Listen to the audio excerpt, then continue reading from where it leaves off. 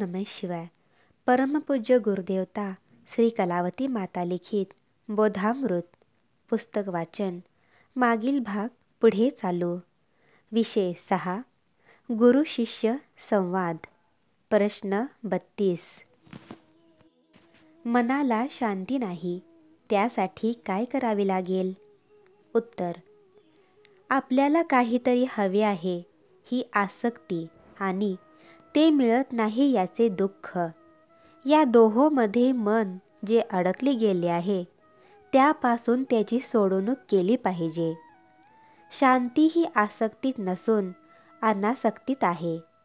शांतीचे मूळ बाहेर कोठे नसून आपल्या अंतर्यामीच आहे. पण त्यासाठी गुरुबोध श्रवण करून काही दिवस चिकाटीने मननाभ्यास केला पाहिजे. प्रश्न 33. ज्ञानेश्वर, एकनाथ, तुकारामादी थोर पुरुष जगाचा उद्धार करणारे असे असून त्यांच्या ठिकाणी आदर बाळगण्यापेक्षा लोक त्यांचा नाना प्रकारे छळ करण्यास प्रवृत्त होतात. हे कसे? उत्तर. सर्व प्राण्यात हत्ती थोर व पूजनीय मानला जातो, तरी हत्तीला पाहून कुत्री जोरजोरात भुंकू लागतात. का? तर तो रोजच्या परिचयातला प्राणी नव्हे म्हणून. त्याप्रमाणे जगात संत क्वचितच आढळत असल्याने अज्ञानी लोक त्यांची निंदा, छळ करण्यास प्रवृत्त होतात. प्रश्न 34. देव जगदोद्धाराचे कार्य आपण स्वतः न करता संतांकडे का सोपवतो? उत्तर.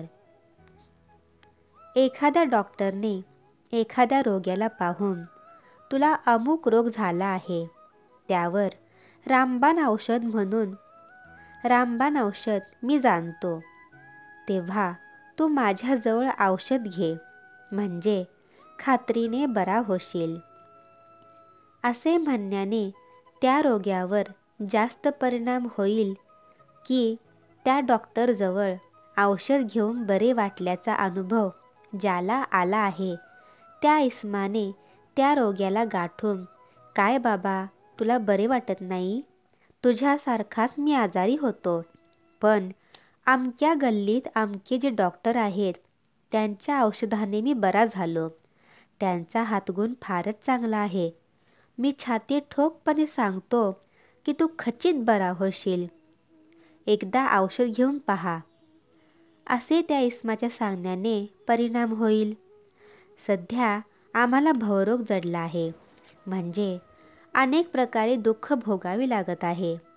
हे जरी खरी असले तरी आमच्या पुढे साक्षात परमेश्वर उभे राहून माझे नाम घ्या, म्हणजे तुम्ही कायमचे दुःखमुक्त व्हाल, असे जर सांगू लागला तर त्याचे सांगणे आम्ही मुळीच मान्य करणार नाही.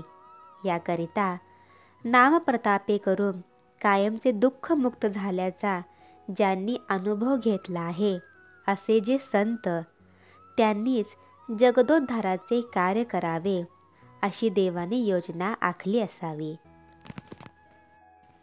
प्रश्न 35. देव दयाळू आहे, तर अनन्य भावाशिवाय पावणार नाही, असा त्याचा निर्धार का असावा? उत्तर.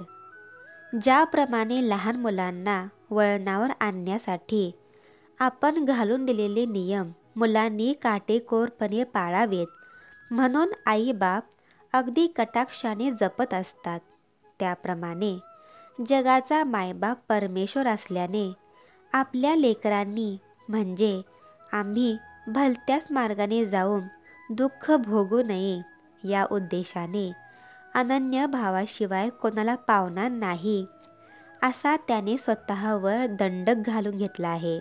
म्हणून हा देवाचा निर्धार नसून आम्हाला आडमार्गावरून सरळ मार्गावर आणण्याकरिता केलेला करार समजावा. प्रश्न 36. नेहमीपेक्षा विशेष आनंद मिळेल या आशेने मी एक विठोबाचे देऊळ बांधले, परंतु अद्याप माझी इच्छा पुरी झाली नाही. यासाठी आणखीन काय करावे लागेल? उत्तर: चेहरा दिसण्यासाठी जसा आरसा स्वच्छ लागतो, त्याप्रमाणे खऱ्या आनंदाचा म्हणजेच प्रपंचातील आनंदापेक्षा वेगळा अनुभव येण्यासाठी हृदय निर्मळ असावे लागते. घरासमोरील अंगण किंवा भोवतालचे आवार झाडून स्वयंपाकघर जसे स्वच्छ होऊ शकत नाही, त्याप्रमाणे मनुष्याने कथा पुराणे श्रवण केली किंवा पुष्कळसे ग्रंथ वाचले, अनेक तीर्थयात्रा केल्या, देवळे धर्मशाळा बांधविल्या, तरी हृदय निर्मळ होत नाही. त्यासाठी सत्संग, गुरुबोध श्रवण आणि गुरूंनी सुचविल्याप्रमाणे एकनिष्ठेने उपासना चालविली पाहिजे. म्हणजे हृदयातील मळ जाऊन ते शुद्ध होते. त्यावर अवीट अशा आनंदाचा अनुभव येतो. श्री सद्गुरुनाथ महाराज की जय.